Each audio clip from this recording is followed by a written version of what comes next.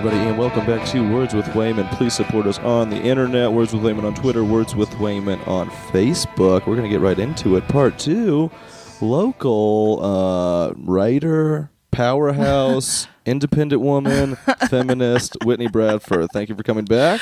You're welcome. Part 2. I'm still here. Yeah. It's funny because we do record these parts consecutively, but I always find myself just being like, thanks for coming back for some reason. I don't know. It's I didn't leave this thing. chair.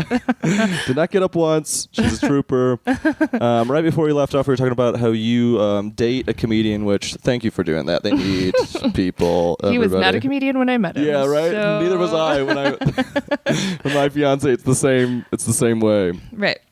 This is a creatively driven podcast. You're a writer, which I think you definitely fit the mold. When I first started, I was thinking about maybe like doing a podcast, basically just talking to spouses of comedians and how that goes and what that's like, and it must be difficult. Yeah. So again, he was not a comedian when we started dating, but he was a musician. I mean, he's always been a musician. Creatively driven as yeah. I mean, we're both very like organized and like logical people, but we're both drawn to like creative stuff too. Mm-hmm. So I mean, yeah, when you go to school for music business and singing, and he went for music business and jazz guitar. Yeah. So I guess the comedy stuff and the musician stuff, I guess it wasn't like a huge transition, but he's definitely got a lot more than he was. Definitely. You got to do more shows. You got to be up more. Mm-hmm. Do you think that's a thing just based off Denver that you can't like play as many shows up here? Like you have to play once or twice a month, or it could be, but I also think it depends on what exactly you're doing. I mean, when we started dating, he was in like an electronic band, so like that's a pretty. I mean, they book shows every once in a while, like local, like little venues, you know. Getting a little stormy in the Mile High City, everybody. Hopefully the mic picked that up. Bubba's scared already. It's the first time it's rained in forever. And I mean, other stuff that he's done, he's been in a funk band, he's done like solo stuff. So it's always been stuff that, you know, every once in a while he would book a show. Yeah. But other than that, he was mostly just like practicing in our second bedroom. So he was always home. Cool. Just playing guitar in the bedroom. But now he goes to like open mics a few nights a week, and he really likes the one in Boulder, so he goes to that. That one's fantastic. Yeah, it's really good. So he'll go to that all the time, and he'll get home really late. Yeah, 4 or 5 hour journey. And I'm like, you fucker. I'm trying to sleep. If you think about it, it's like going up to like you're going up for like 3 or 4 minutes on stage, and then like it's over. Right. And then you're there like the entire night. You're there for an hour, 2 hours waiting for this thing. That's going to be over in 3 or 4 minutes. Yeah. It definitely is a lot more time consuming. You're absolutely right about that. What did you find when you first, because we talked recently just a minute ago on the last episode about you didn't know if it was going to stick for a while, him doing it, and then you finally went to the first open mic. Yeah. And what were you thinking when you saw him go up for the first time? Because it's rough in the beginning. A lot of times comics aren't funny for years. Yeah. I didn't let my fiance see me for like 2 years almost doing comedy. And I was like, hey, come out. Because I had a couple jokes that were terrible, but they got laughs. Right. I mean, I do what I want. I would have gone anyway. Yeah. But it was interesting. I really enjoyed it. I mean, some people, it was at Three Kings. That was the first one I went to. There are a lot of people that I'm like, okay, like you might not do this forever, and that's okay. Like I appreciate that you got up there and did it. And I remember telling him the first time I saw him, I was like, you sound like a speech and debate kid. Like talking so fast? He sounded like he was giving a speech, but he was a speech and debate kid. So it made sense. I'm like, have a conversation with me. Like, make this a little bit more conversational. Awesome. But because it sounded so like rehearsed and planned out, and that it didn't come off naturally, right? Which is a big part about comedy. And I think he's definitely gotten better. I can definitely see it. He comes to our mic, or at least he used to come out a little bit more to our mic, but you can totally tell. Right. And it happens pretty quickly a lot of times for people that get it. Since he's done speech and debate, he is obviously going to get it quicker than something that's never performed in front of people before. Yep. Have you ever thought that you're like, you know what, he can do that, I can do that? Actually, I think... We're talking about you being an introvert for a little bit. Yeah. I'm very much like I'm a homebody for the most part. But I actually had the idea to do it before he did, and then really I like brought it up because I was at a bar one night and I had about 3 beers, and all of a sudden I was hilarious. I was not the only person that thought I was hilarious. Nice. Everybody around me also thought That's how it starts when people are Yeah. like, hey, you're funny. Yeah, but then I was like, if I have to drink 3 beers to get to the point where I'm like comfortable with this, like this is not going to work. It's going to be a terrible career. Yeah. And I'm like, I'm just going to keep my funny on the internet. It's fine. So, which everybody can check out on the interweb. What are your plans for that blog? So we talked a little bit earlier about like you were doing some journalism stuff for a couple companies and you kind of like got out of it and went more into working at the college, and now you're just kind of getting back into revving this blog up. Yeah. So I'm still figuring that out really. There's a blogger that I love, and she's written 2 books. Her name's Jenny Lawson. Shout out. Yeah. She what are her books about? Herself. Oh, nice. Yeah, she writes a lot about mental illness and Awesome. some of those issues that she has, but it's also just like fucking hilarious. Yeah. She has a blog called theblogess.com, and Nice. she has 2 books that I've read, and they are awesome. Nice. And so eventually, life goal would be like awesome to maybe write a book, because as I think I have a little bit of a unique perspective, which sounds really conceited, I realize, because everybody has a unique perspective.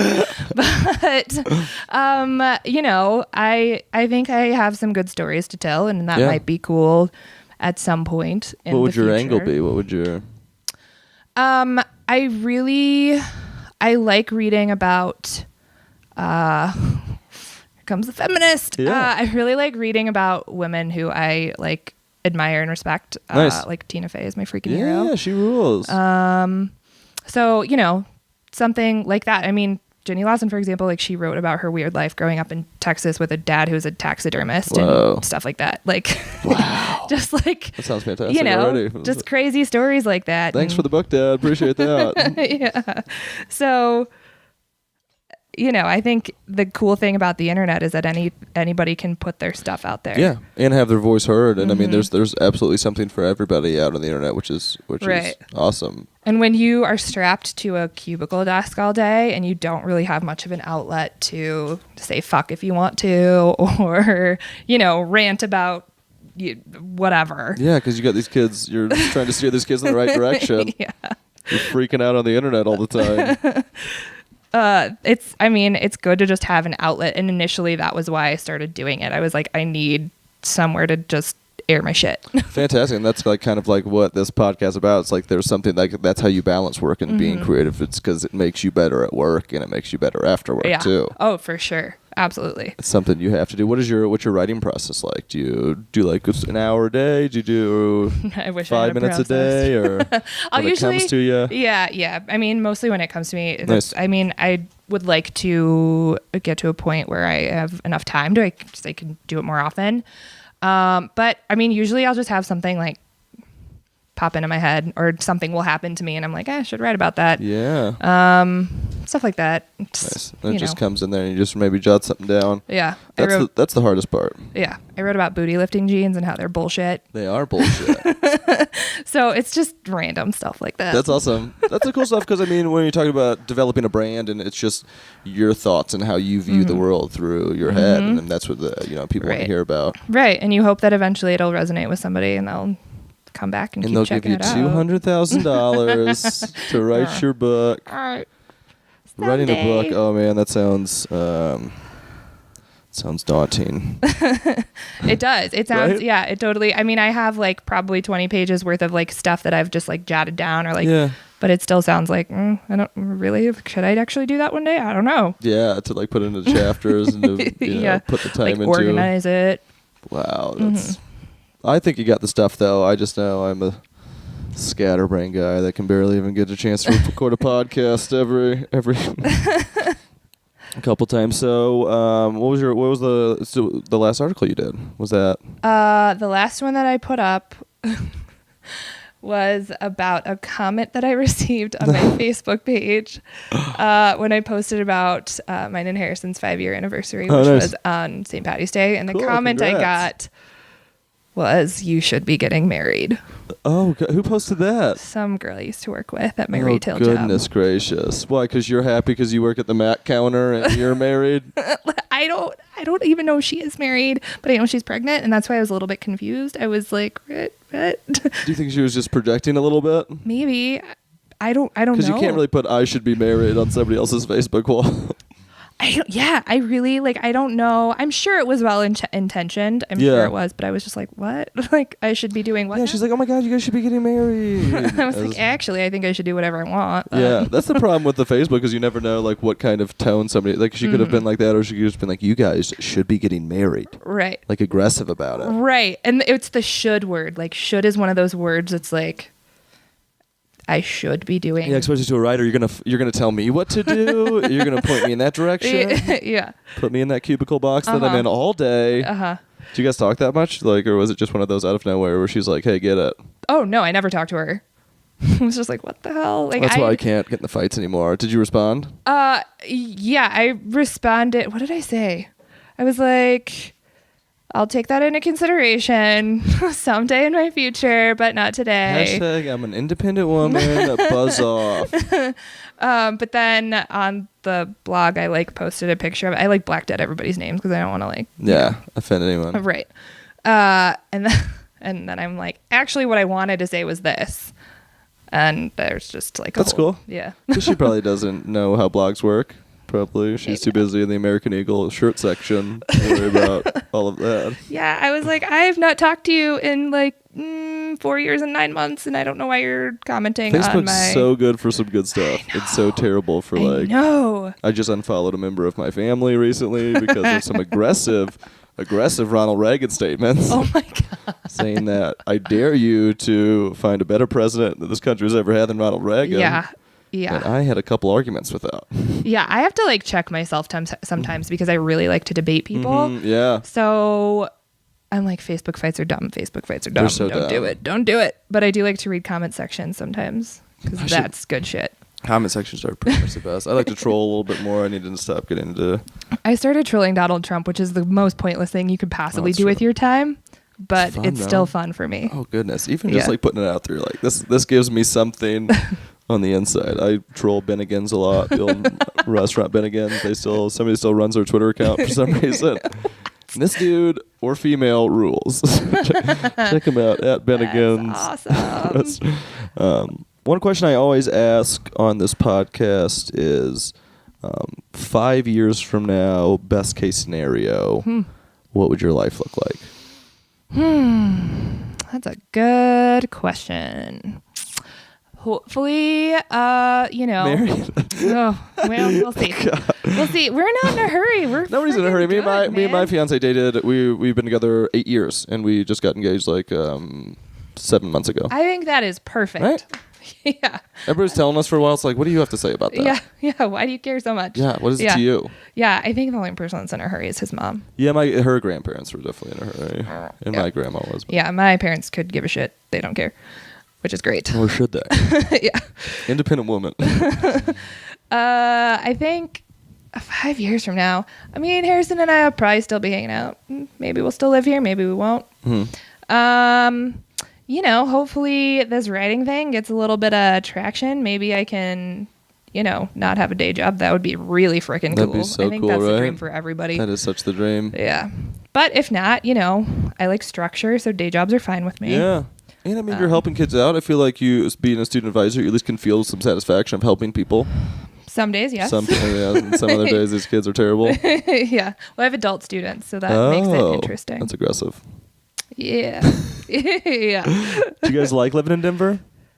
I do. I'm from here. Oh, cool. So, yeah. Native. That's weird. Native. I know. I meet you all a lot. We're freaking rare. Get out of here. I do get like that sometimes. Yeah. I'm like, God damn it. Get out of my city, people. Yeah. I'm like, you're taking all the parking. Everything. And all the jobs. And driving these rent prices through the roof. Seriously. I think that started to level out though. Thank God. Yeah. But yeah, I'm from here. I love it here.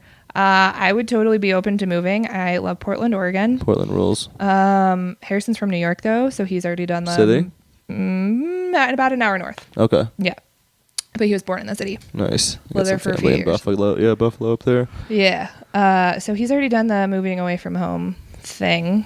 I have not. My family is about 45 minutes away. Well, that's awesome, though. Yeah. It's really nice to have that stability always there. Mm-hmm. Yeah, it's good. And my sister and my brothers are here, so Denver here. is what it's. I mean, we're probably going to be here. That's awesome. The city rules. I wish you the best of luck. That's how quickly these things go, everybody. Before we get out of here, you want to tell everybody where they can find you on the interwebs? www.everyoneisdrunk.com. Nice. And you can find a link to Twitter, Facebook, and Instagram there as well. Heck yeah. Well, thank you so much for coming out. You're very welcome. Thank you for having me. Yeah, no problem. And thank everybody out there for listening, guys. As always, support us on Twitter at Words with Wayman, Facebook Words with Wayman, iTunes Words with Wayman. Thank you all so much for listening. We will see you soon.